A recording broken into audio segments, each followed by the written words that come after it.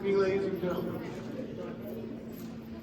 And welcome to Bunnell Stage and our presentation of Jean Shepherd's A Christmas Story.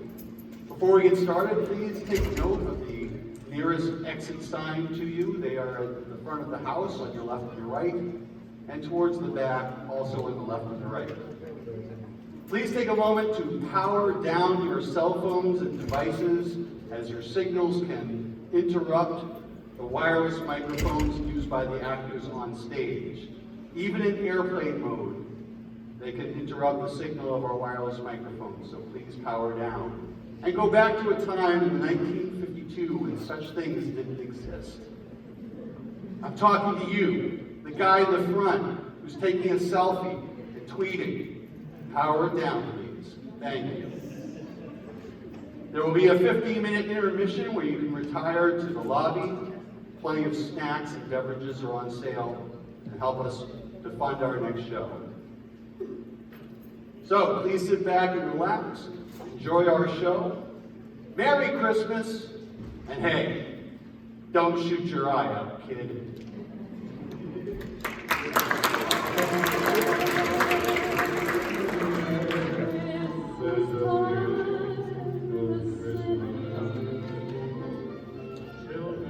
Tis the holiday season and Christmas fever is upon us. Windows are garlanded in red and green. Yards are light with plastic reindeer, and shoppers fill the street stores and malls. I put up my tree last week. Had to assemble it first, though. Then I threw an artificial Yule log onto my propane-augmented fire and began to reminisce. The holidays tend to do that. I found myself remembering another Christmas in another time, in another place. And there it is, the house on Cleveland Street and home in Indiana where I spent the festering years of my childhood.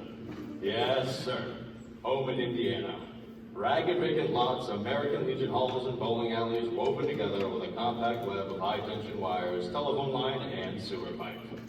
This time every year, the wind would come screaming over frozen Lake Michigan, laying down great drifts of snow. The air would crack and sing, and power lines would creak under caked ice. Christmas was on its way. Lovely, beautiful, glorious Christmas, around which the entire kid year revolved. Hey, Schwartz, wait up. Look at Schwartz, my two best friends. Hey, you started that Christmas shopping yet? Yeah, I got most of it finished. Man, you're done it early. What'd you get? Come over here. Not really sure what to get my mother yet, but for my father, I got... What'd you get? Hey, that's my sore arm. For my father, I got this. Wow. A new flit gun. The sheer creative brilliance of it was staggering. In the land of the rolled newspaper and wire fly swatter, the man with a flit gun was king. Wanna know what I'm gonna get my father? What? A rose that squirts. Oh, wow! We'd all seen these magnificent appliances at Pulaski's candy store. Bright red celluloid with a rubber bolt for pocket use. A gift anyone would treasure. Ralphie, come down to breakfast. You'll be late for school. Coming. That's me up in my room planning my own Christmas purchases. I'm serving up the oatmeal. I hadn't yet settled on my mother's gift. It would be either a perfume atomizer with golden lion sweet, or a string of plastic beads the size of walnuts. It was not an easy choice. Here's your oatmeal, Randy. Randy, not my towel. For my kid brother Randy, I narrowed it down to either a plastic water pistol, a rubber dagger, or a tin zeppelin with little wheels and a friction motor. You've got to be careful picking out a gift for your kid brother. If you get him something you've always wanted, it could lead to bad blood. I myself was lukewarm on water pistols, rubber daggers, and tin zeppelin, so whichever one I finally chose was safe. Our hillbilly neighbors, the Farkases, had at least 785 snowy houses, and they ignored every other human being on earth except for my old man. Every time the old man showed his face outside, they'd come after him. Oh, you see what those lousy hounds did to the hedge? Get the mail.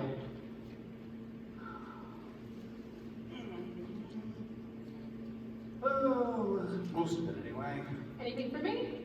Oh, sure. Bill. Very funny. Did you scrape the ice off the new car, man? Yeah, the engine's running now. And my father had recently made the final payment on a family-sized can of Simonides.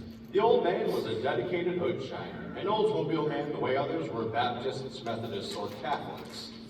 One of the old man's favorite proverbs, one he never tired of quoting, was, Motorist wise Simonides. What? No, it's the ad from the hardware store. Um,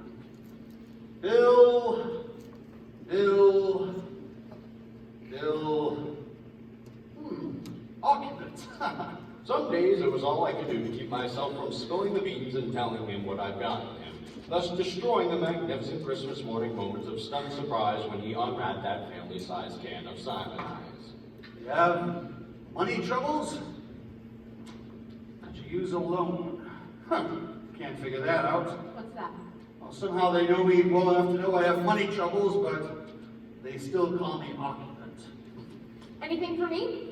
Like what? Like my little orphan Annie decoder pin? I listened religiously to the Little Orphan Annie radio show. Annie and Sandy were always out chasing pirates and trapping smugglers, but best of all, whenever Annie got into a really tight spot, this friend of hers named Punjab would show up and cut the bad guys' heads off. What a great friend to have. Sorry, nothing from the little orphan Annie. At the end of each broadcast, the announcer called out a string of numbers. Kids all over the country translated those numbers into the secret message, getting the real truth straight from Orphan Annie. Every day without a decoder pin postponed my spiritual and intellectual growth. Hey, eat your oatmeal. To a kid, the time it takes to get something you've sent for in the mail is longer than the time it would take to build the pyramid single-handed using the number 3 erector set. The one without a motor. Randy, don't play with your food, eat it. Most mornings, my kid brother wore oatmeal that he ate. Now listen to me. You eat that food or I'll give you something to cry about. My mother was more subtle. Randy, how do little piggies go? That's right, oink oink. Now, show me how the piggies eat. There's your trough. Go on, show me. Mommy's little piggy. What a big piggy, eat it all up. Now, let's see. Bill.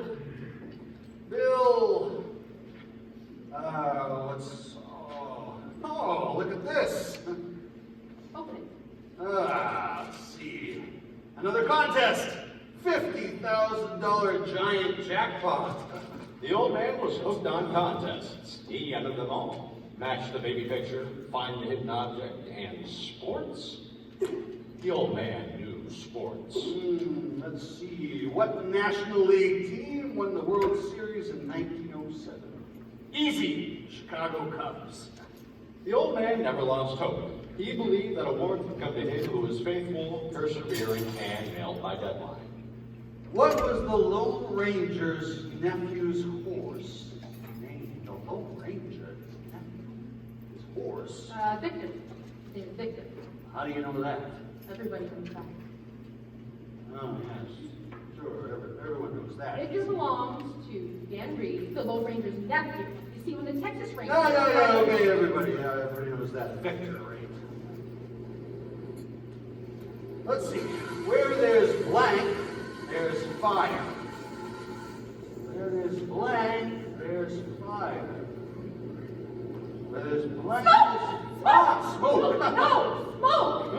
Oh, it's a clinker. The furnace was always producing something called clinkers, which caused the vents and filled the house with smoke.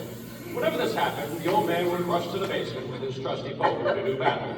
The old man fought under tooth and claw, and there was never a let-up.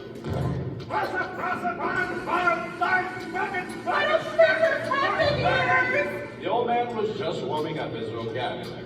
What he lacked in finesse, he more than made up for in sheer ferocity. There's that darn thing's going out again! Who the hell will you turn the gall darn Daniel furnace down? Open the damper, will ya? The what?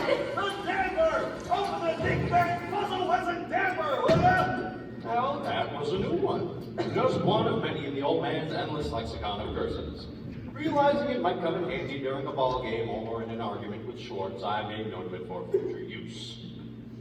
For myself that Christmas, I wanted only one thing. I found the ad in a magazine called Open Road for Boys. Oh, it was a magnificent thing of balanced copy, superb artwork, and subtly contrived catchphrases. It said, "Boys, at last you can own an official Red Ryder carbine action 200-shot range model air rifle." And there was a picture of Red Ryder himself, clutching the knurled stock of the most beautiful BB gun I'd ever laid eyes on. No self-respecting cowboy would be without one. Howdy. This legendary official Red Ryder carbine action 200-shot air range model is just like the one Red Ryder uses when he's chasing down the bad guys. It even has a compass built into the stock when you're on the trail. An official Red Ryder sundown for time to time clear the moves. It's a real straight shooter. You just look down the clover leaf sight and you pull the trigger. You can't miss. You can't miss. It's great for shooting targets and vomits and head. Tell me that and it's for Christmas gift too. Supplies are limited, so let's go to your local people where you can. You don't want to be left out. I don't want to be left out. I got a litigant. How about that clicker? Whip that too. Give some breakfast. No, I'll just have a cup of coffee. Let's see now. The perfect fool is also known as the blank fire chief.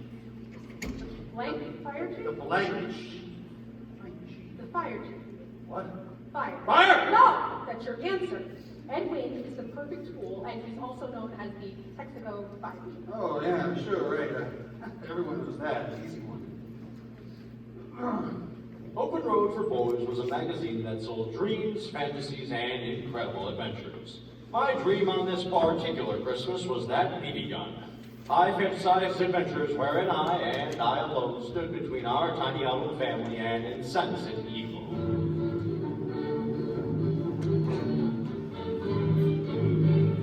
We're saved! We're saved! It's Ralphie the Kid from the Find Them Bad Guys! And he's carrying old Blue, his legendary official Red Ryder carbine action 200-shot range model air rifle. With the compass! And this thing which tells time. Built right to the stock!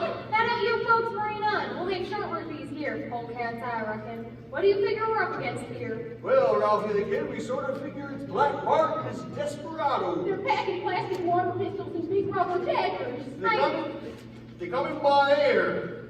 A tin Zeppelin with little wheels and a friction motor. I've seen the Desperado laugh and stand up to me. Once I catch him in the special cloverleaf sound, Old Blue, my legendary official Red Ryder carbine action 200-shot range model air rifle with a compass and single shell time. Built right in stock. That's what I said. Reckon I better have a look-see. Oh no! It's Ralphie the Kid with Old Blue, his official Red Ryder carbine action 200-shot range model air rifle with a compass and a thing which tells time built right to the stop. But Moose Boys, not even plastic water pistols and big rubber daggers can take down Old Blue. Oh. You win this time, Ralphie the Kid. I'm headed for the border, but I'll be back. Ow! My biscuits! Any other stuff. But I'll warn you, you do come back, you'll find yourself pushing up daisies on Blue Hill. Cause these here squatters is under my personal protection. And wherever Ralphie the Kid is, you'll always find Old Blue, his legendary official Red Ryder carbine action 200-shot range model air rifle with a compass and single shell time. Built right into the stock.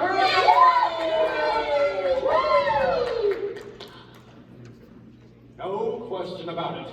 A Red Ryder air rifle was an absolute necessity. For months I'd been scheming to get one, but now Christmas was only weeks away, and I'd get to implant the idea of that BB gun into my parents' subconscious. The man of brawn. Doc Savage. Doc Savage. Well, Clark Savage Jr., but his men called him Doc. The men's names are Cam. No, fine. Doc Savage. I'd have to be careful. If my kid brother got wind of my scheme, he'd begin wheedling and whining for what I wanted. And nobody would score since he was too young for heroic weaponry. How's my little piggy? You want your oatmeal warmed up? Oh, no thanks, I was letting it cool. Now would be a good time to mention that BB gun. My fevered brain struggled for the right hint. It had to be clear, but subtle. Schwartz told you you saw a pack of wild berries behind Pulaski's candy store last week. They looked at me as if I had lobsters crawling out of my ears. What would you like for Christmas, Ralphie? Horrified, I heard myself blurt out, A legendary official Red Rider Carbine Action 200-shot range model air rifle with a compass and distinguished Calzone no branded stock. No, you'd shoot your eye out. oh no. It was a classic Mother BB gun block, not surmountable by any means known to kiddom. Immediately, I went into damage control mode. I was just kidding. Even though Flick is getting one. Oh, I. BB guns are so dangerous. Shoot your eye right out. The boom had been lowered and I was under it. I thought I'd better change the subject and draw attention away from my master plan. Hey, Dad. Bet you can't guess what I got you for Christmas. Let's see. New furnace. That's a good one, Dad.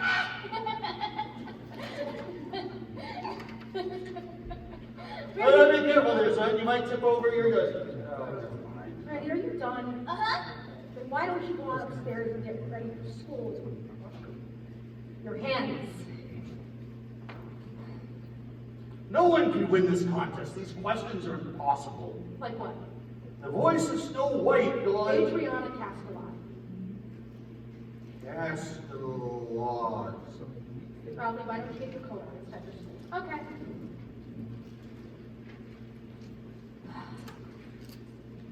I thought you said you started the new car. I did. It's probably warming up now.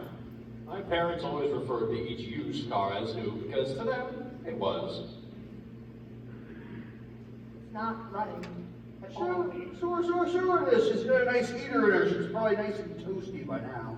Like the youngest kid in the family who always wore hand-me-down clothes, the old man always drove hand-me-down cars. It was partially economics and partially the old man's pioneer spirit.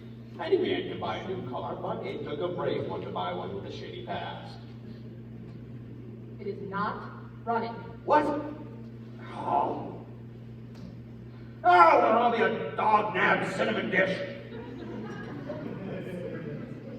Preparing for school during an Indiana winter was like getting ready for extended deep-sea diving. Long johns, 3 pairs of socks, high tops, overshoes, corduroy knickers, a flannel lumberjack shirt, 4 sweaters, fleece-lined leatherette sheepskin coats, gloves, mittens over the gloves, a stocking cap, a deer flap hat over the stocking cap, oh, and a scarf. Woven around and around until only the faint glint of 2 eyes peering out of a mound of moving dry goods told me that there was indeed a kid in there. Somewhere.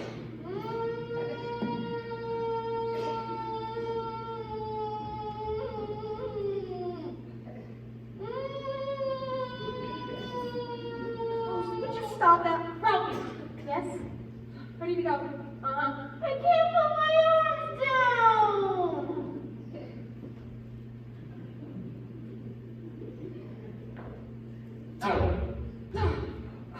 Put them down when you get to school. Ready to go. Uh-huh. I gotta go wee-wee. Later, Randy, come on. It was time. My mother would brace her shoulder against the door, fighting the wind as it came howling into the living room, breaking the rug with icy fury, and then we were launched like astronauts into frigid space, the airlock instantly sealing behind us. Scattered out over the icy wasteland, we leaned into the wind. Tiny deferred jobs of humanity disguised as quilted bowling balls with feet, toiling painfully over the tundra, wobbling under the weight of frost-covered clothing, onward, ever onward to Warren G. Harding School. Help! I can't get up! Help! It never entered our minds to stay home from school, not even during blizzards that would have driven lesser creatures in other states to stay inside and dine on their immediate families. Help! I can't get up! Help! It's okay. Winter weather was something we accepted, like oxygen, gravity, parents, and bullies. Every neighborhood had them. The lines were clearly drawn like a kid caste system. You were either a bully, a toady, or a victim. Now, the bully of legend at home in Indiana was Scut Farkus. Scut Farkus, what a rotten name. What kind of parents would name their kid Scut? Still, I have to admit, the name fit him. He was a wiry, malevolent, snivelly bully, and his lips curled cruelly over green teeth. Oh yeah, and he had yellow eyes. So help me God, yellow eyes. Every kid I knew was afraid of Scut Farkus. If he acted friendly toward you, so much as said hi to you, you dared to feel safe and warm inside. But mostly he just hit you in the mouth. And he lay there like a slug. It was his only defense. Now, at one time or another, Farkas treated every kid in the class to a good, crisp, tendon-snapping arm twist. He gave us this refresher course on a rotating basis. We figured he kept some kind of checklist and checked us off in return, but Flick seemed to catch up on Farkas more often than the rest of us. Hey, that's my sore arm. Hey! Flick's arm was always sore. There was never enough healing time in between sessions with Farkas. Ow! Fortunately, Flick was left-handed. Say I'm a dirty bitch. Well, Say it. Say it. I'm a dirty little chicken. What? I'm a dirty little chicken. Louder! I'm a dirty little chicken. Fly away, chicken. See what I mean about food job? Fully problem solved. Flick had the worst luck of anybody I'd ever known. It was like he'd been cursed. Oh, yeah? Yeah. At recess, a select group always gathered around the lamppost in the corner of the playground to discuss the deep philosophers and share information based on their latest research. All right, then. If you don't believe me, I double dare you. The exact exchange and nuance of wording in this phase of the dare ritual is very important. So, you're saying if I put my tongue on this bowl, it'll stick? Yeah. That's dumb. It won't happen. Well, then go ahead. Do it. Prove I'm wrong. Yeah, go ahead, Flick. Heck no. That's because you know it would stick. Would not. Would too. Would not. All right, then I double dog dare you. This was getting serious. A double dog dare. There was nothing left but a triple dare you, and finally, the coup de grace of all dares, the sinister triple dog dare. I triple dog dare you. Whoa. Schwartz had created a slight breach of etiquette by skipping the triple dare and going straight for the throat. All right. Do it, Flick. Yeah. Go on, smart pants. Do it. It's my sore arm, okay? Do it. Don't rush me. There was no going back now. Flick's spine stiffened, his lips curled in a defiant sneer. His tongue went into doggy mode as he moved toward consummation. This is nasty.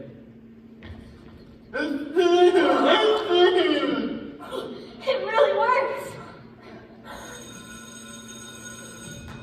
Wait, what are we gonna do? I don't know. The bell rang. We lived by the bell. It told us when to come in, when to go to recess, when to go home. It was the voice of God and could not be denied. The bell rang.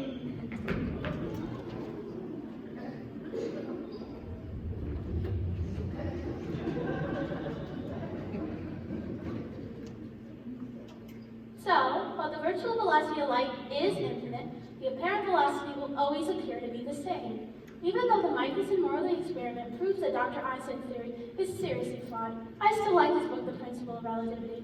It was a nice break from my Shakespeare studies. Thank you, Helen. That was a fine little report. Thank you, Ms. Shields. Helen Weathers was a woman ahead of her time. To this day, there are only 3 scientists in the world who understand her 3rd grade science fair project. We boys all respected her. She demonstrated on more than one occasion that she could beat us all up. All right, who's next? Ralph? Ralph, please read your... Where's Flick? Uh-oh. Has anyone seen Flick? Flick who? He was just here before recess. Ralph, have you seen Flick? For the last time now, I'm asking, has anyone seen Flick? Esther Jane? You stay right there. Hi, Ralphie. Oh, hi, Mr. Jaiden. Oh my God! Flick drew quite a crowd. First, Miss Shields, then the principal, the fire department, and 2 police cars. Somebody even called the power company. They all stood around discussing theories until finally someone stepped forward, grabbed Flick, and pulled. Freedom has its price.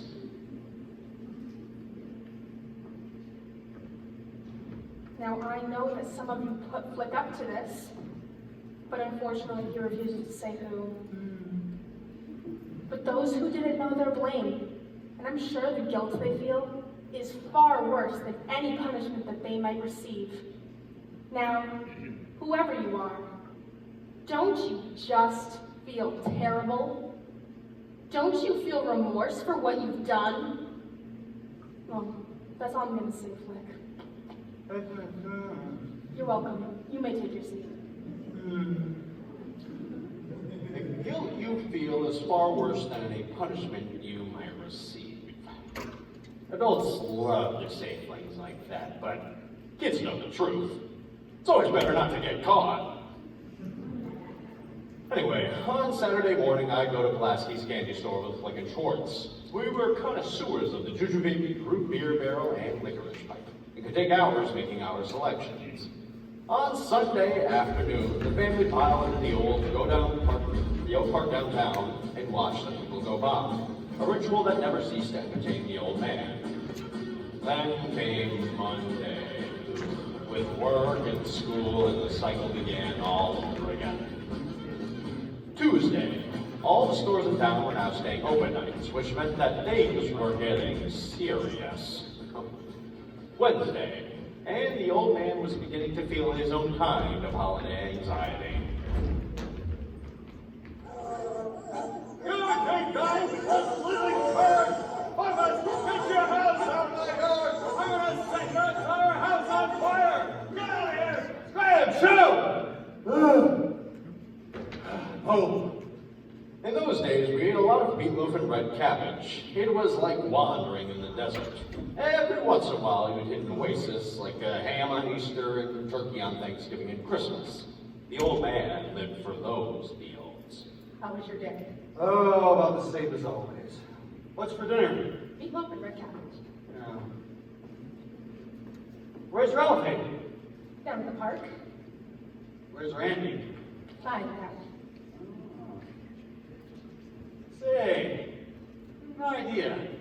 How about we go down the block to the A&P, huh? We can check out the Christmas turkeys. Sure, wouldn't hurt, would it? All It's right. a little early, but it wouldn't hurt. Fine. Get your coat. Hey, Randy, you good now? We're gonna go down the street to the A&P. Look at the turkeys, okay? Back in 10 minutes. Come on. Ah, turkey. Turkey.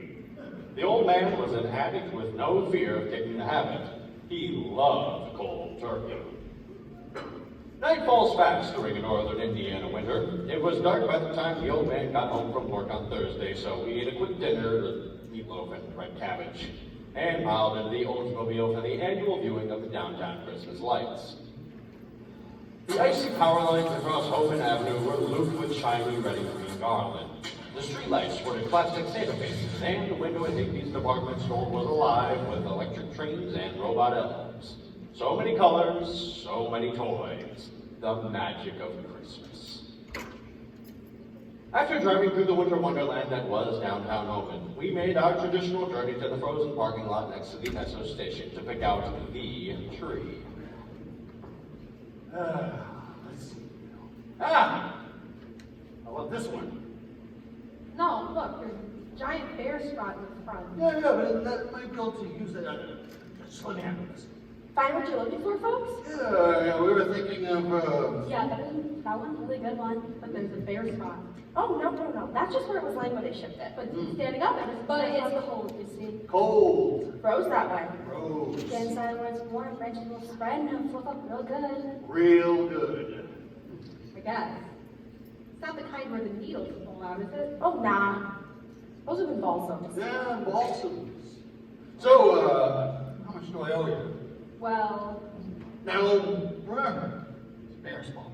yeah, but I told you. No, still, you still got a couple of bucks off the price, right? Where's Randy? I don't know. Are you talking about a little kid all bundled up? Yeah, we called him at the office trailer about 20 minutes ago. Oh, well, you know where he is. Oh, I saw a real good tree over there. It's like 20 feet tall. See? No, we're gonna get this one. It's half price, because of the bear spot, right? We got our tree! So time for Christmas now. Don't forget that you're not under there before you go. Randy! The old man jammed our new Christmas tree into the trunk where it was held securely in place by a tangled mass of jumper cables, rusty tools, empty oil cans, burned out flashlights, and greasy lengths of rope. And he eased himself into the driver's seat and started the ignition.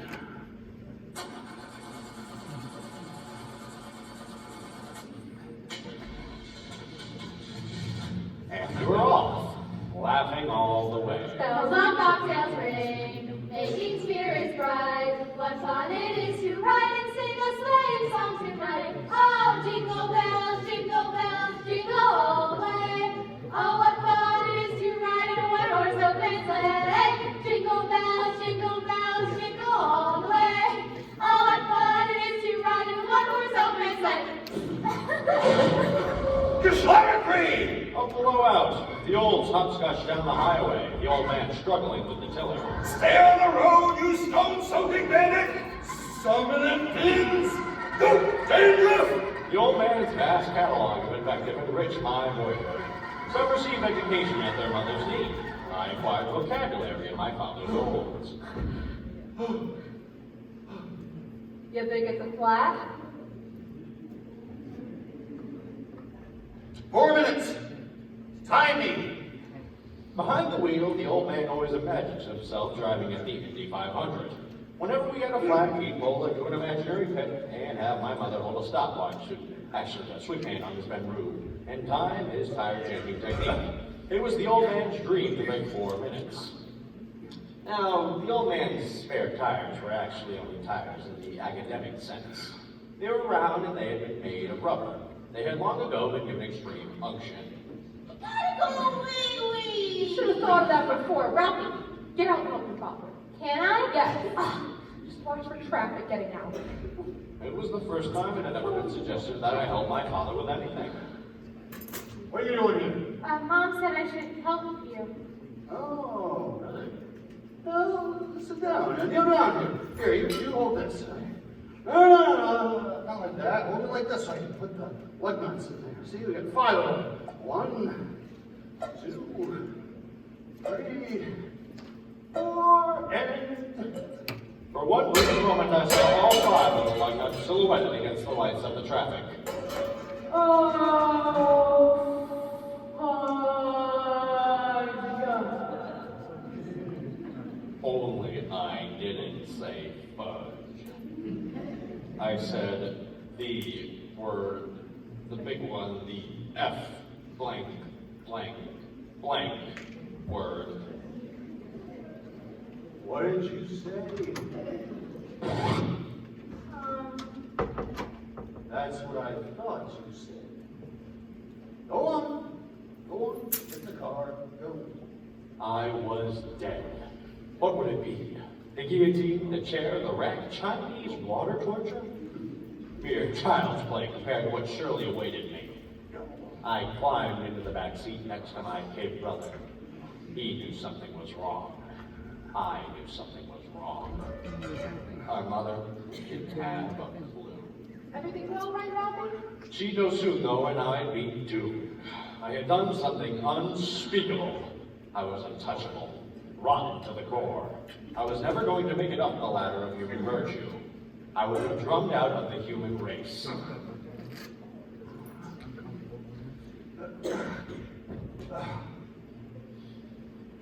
6 minutes. Do you know what your son said? No. What? I'll tell you what he said. Stop that, Ralphie. He said,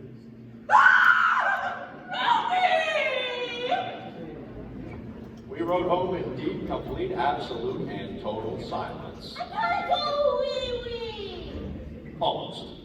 Back home, I was subjected to punishment and inquisition. Now, over the years, I got to be a connoisseur of soup. My personal preference was for Lux, but I found that Palmolive had a nice pecan after dinner flavor, heady with just a touch of mellow smoothness. Life buoy, on the other hand. Oh! Yeah! Are you ready to tell me where you heard that word? Now, I had heard that word at least 10 times a day from the old man. He worked in profanity the way other artists worked in oils or clay. It was his true medium, and he was a master at it. But I chickened out and just said the first thing that came to mind. Schwartz! Oh, I see.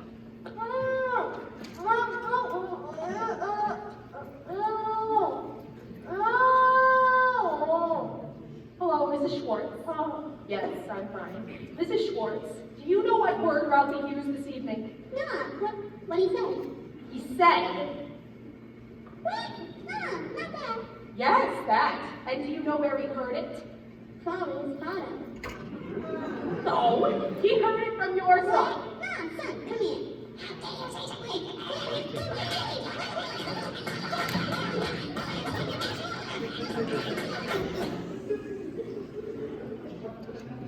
All right, that's enough. Now, go straight to bed. No comic books, you hear me? If I see any lights on, I'm coming up there.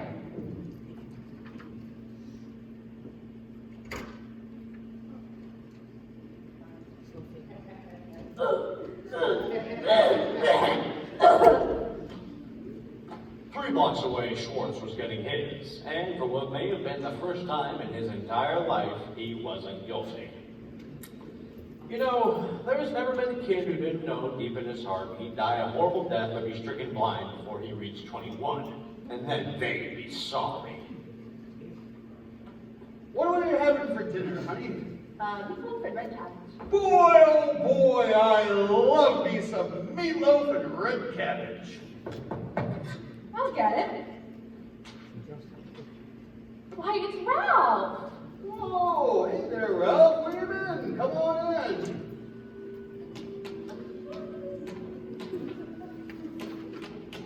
Ralph, what's the matter? Honey, he's carrying the cane.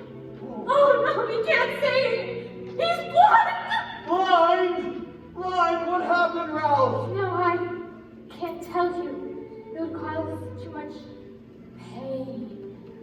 Ralph, tell us, what brought you to this lowly state? What kind of pain, honey? Please tell us what happened. I can't. Must, Ralph, you must tell me. What brought you to this? It was Yes. so poisoning. I'll make through somehow. I told you not to use the life buoy. I'll never forget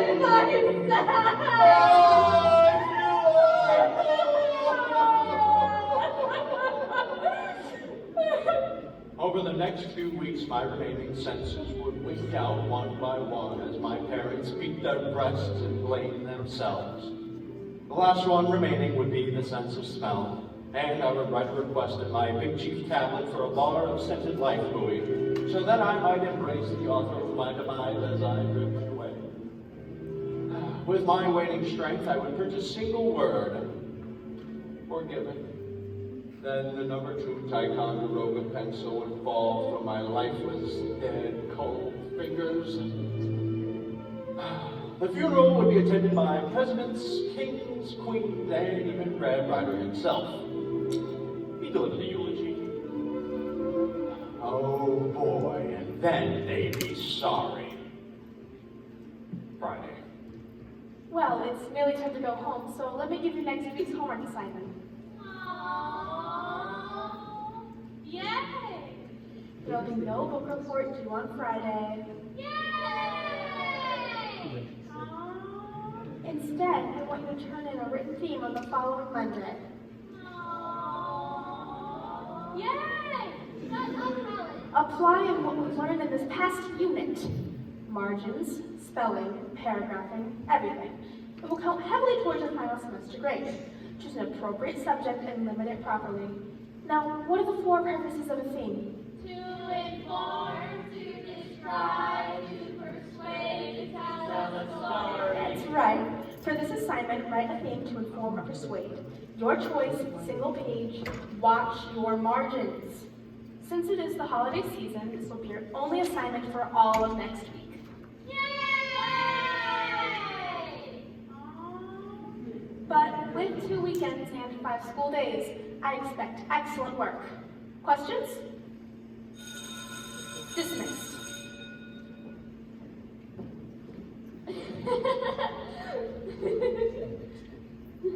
You know what Roxanne said? What? Roxanne said Ralph really likes you. Really? Roxanne said that? I think he's cute. Don't you think he's cute? I like older men. Older? 6th graders. Oh! Have you picked a subject for your theme? No, something about politics maybe. Maybe I will too. Are you a Democrat or Republican? Presbyterian.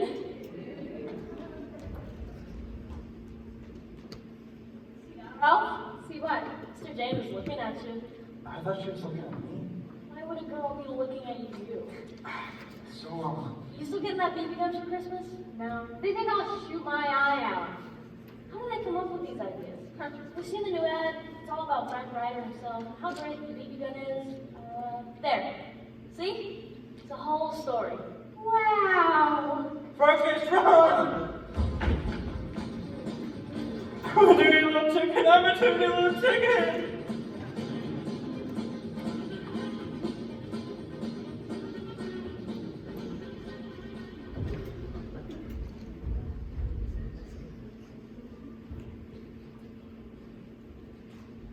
Hello, Father.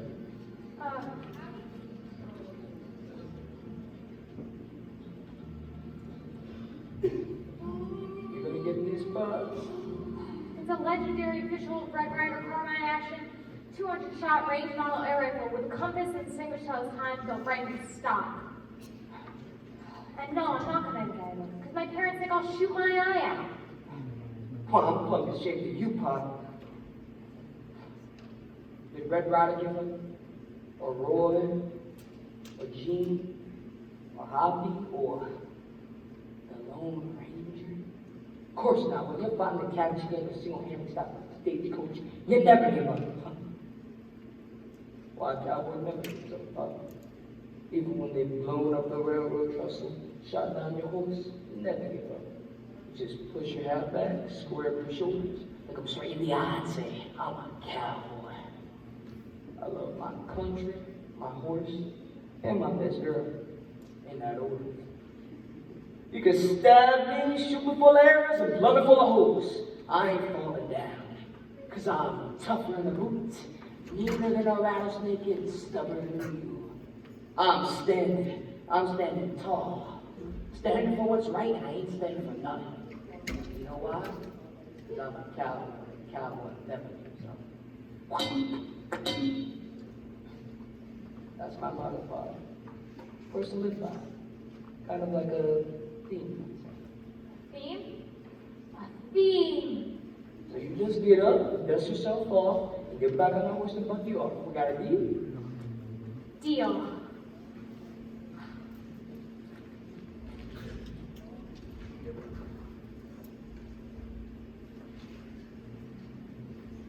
Ralph! Hey! Oh man. Farkas almost got me, but I got away through a hole in the fence. You did get me. Yeah, but at least he didn't get me. What kind of theme did Miss Shields tell us to write?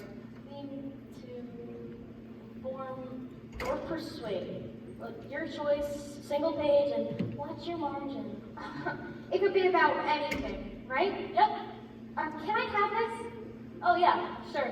I already read it. What about you, Blake? Can I have yours?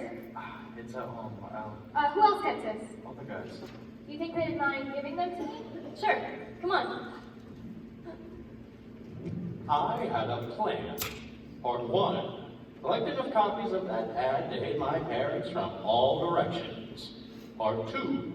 Spend the next 9 days writing a theme about what I wanted for Christmas. A legendary official Red Ryder carbine action 200-shot range model air rifle with a compass and distinguished tilt time built right into the stock. The shield would read it and join my cause. My parents didn't stand a chance. Come Christmas morning, that BB gun would be mine. Run! Get these horses dogs out of my driveway! I'm tired of living in little doggy minefields all over the place! Get out! Get out of me! Get out! You stupid dogs! Oh! They were waiting for me this time. I think they've been plotting all day.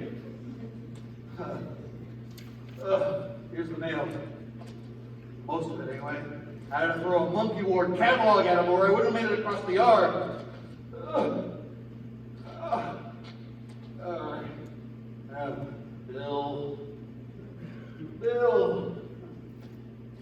Bill. Huh. What is it? Oh. It's a local postmark addressed in block letters. Need to plug yourself some varmint saddle card? Have a look at this legendary official 200-shot.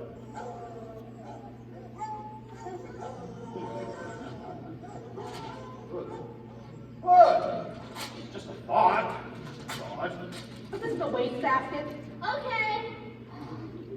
A BB gun can be used for many things besides shooting targets, birds, and squirrels. Yeah. You can also use a BB gun too. No. What I Want for Christmas by Ralph Parker. Where's Ralph? Upstairs doing homework. Sunday.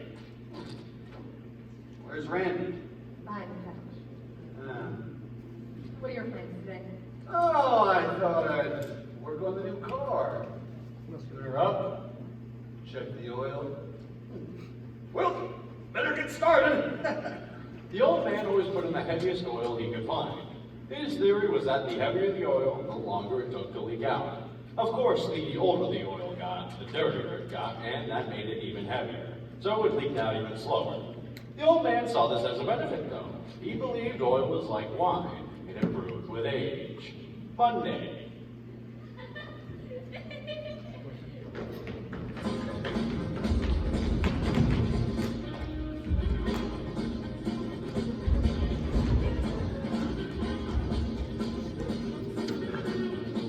Tuesday.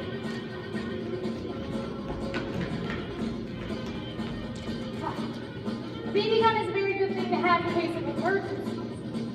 If tigers escaped from the zoo, I could. No. Wednesday.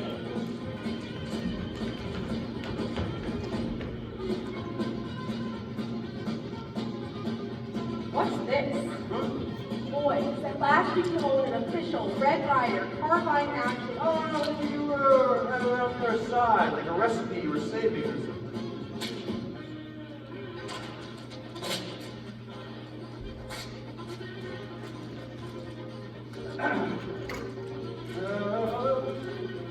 Hey, saddle parts. Here's an air rifle that won the West, your legendary official Red Ryder. Oh, see, there's a recipe on the back. Thursday.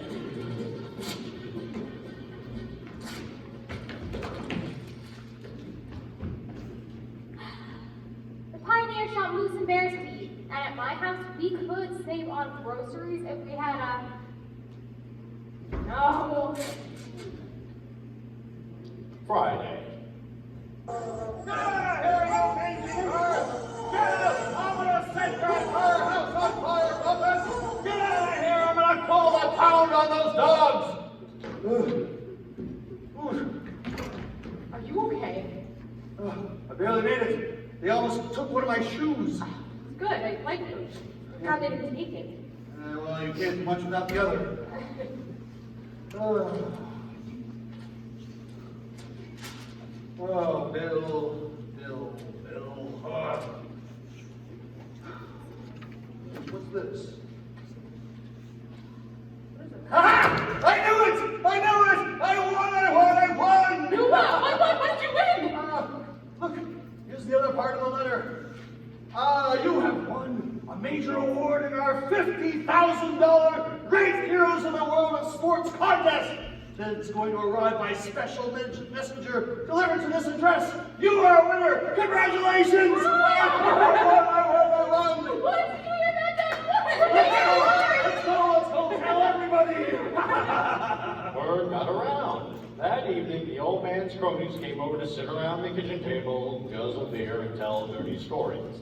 It was a victory gala of the purest sort. By Saturday afternoon, real estate agents and car salesmen were calling to offer congratulations. Already the mail contained suggestions for highly rewarding investments in real estate, gold mines, stocks and bonds, and BB guns. That night, just before bedtime, a delivery truck stopped in front of the house to unload a large box.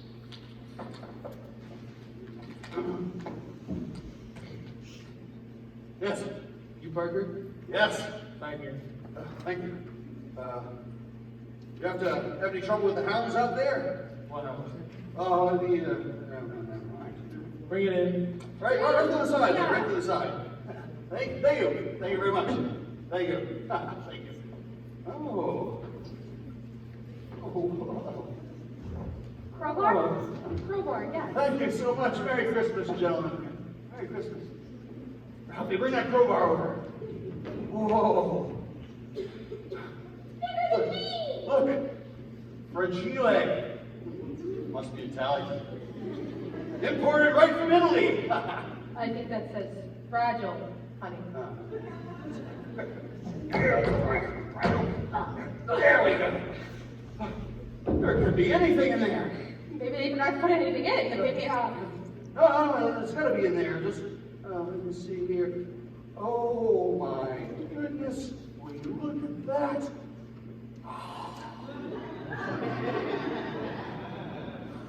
What is it? It's a leg.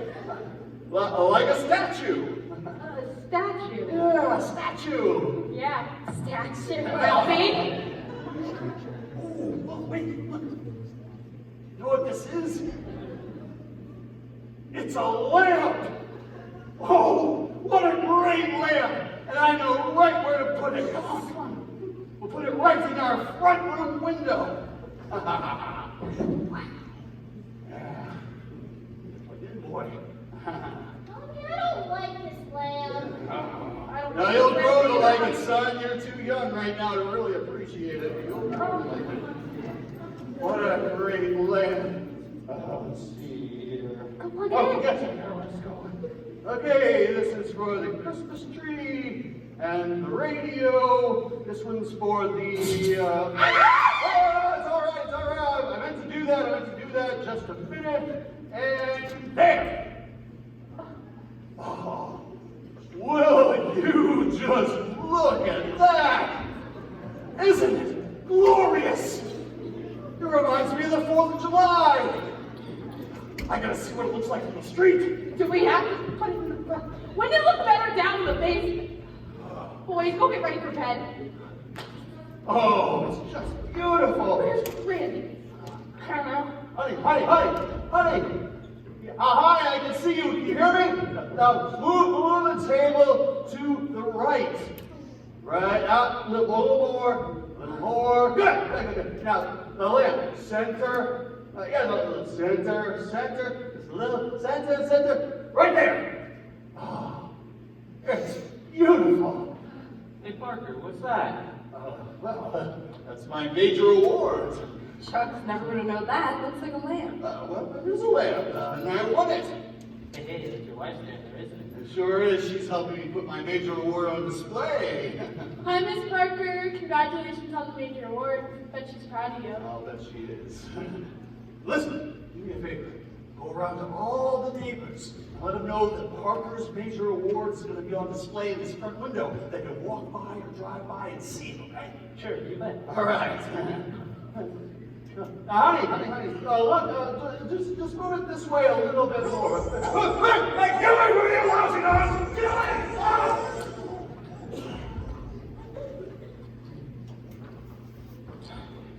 It took a while to get my rhythm on what I want for Christmas, but by Sunday evening I had it. I remember to this day the glorious winged phrases and concise imagery. What I Want for Christmas by Ralph Parker.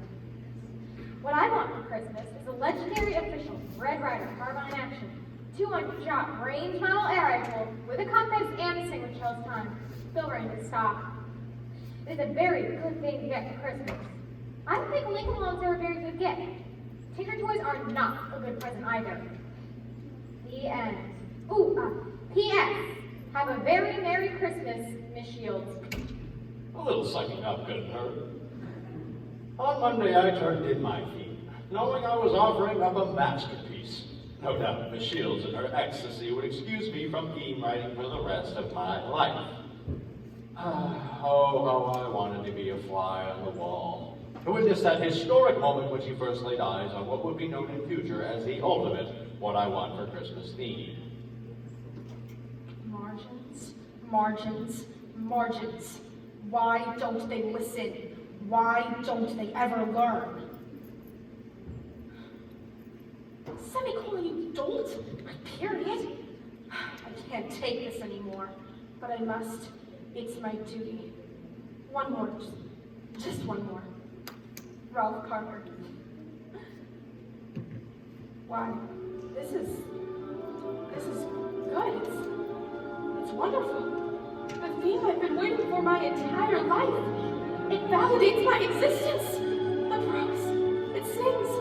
A legendary official Red Ryder carbine action 200-shot range model air rifle with a compass and this thing which tells time go right to the stop. Why, this isn't prose. It's poetry. Sheer poetry. I am transported. It out Shakespeare. These are not worthy to be within such close proximity to this masterpiece. Let the word go out. Past its prologue, the history of theme writing begins here.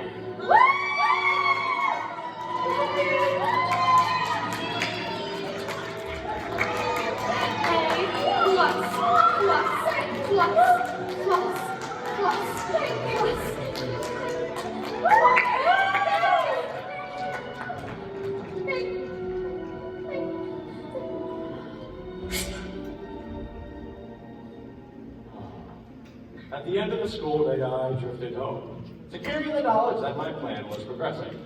First, the barrage of ads. Second, the addition of Miss Shields to the cause. And the third piece would fall into place that very evening. All right, is everybody ready? Ready. All right. Where's Ralph? Already in the car. Oh, not too excited, is he? That's right. Oh, let's go, buddy.